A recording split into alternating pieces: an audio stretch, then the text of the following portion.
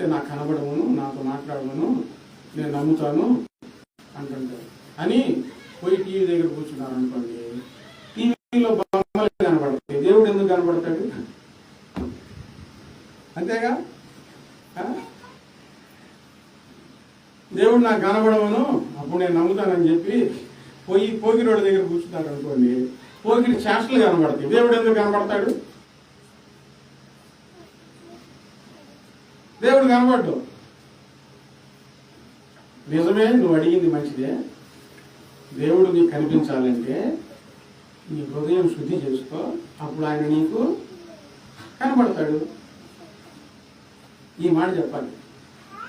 ప్రభు దగ్గరికి వచ్చి ప్రభువులో ఉంటూ మనం భక్తి జీవితంలో సాధన చేసి మన హృదయాన్ని శుద్ధి చేసుకొని ప్రభువుని చూడగలగాలండి.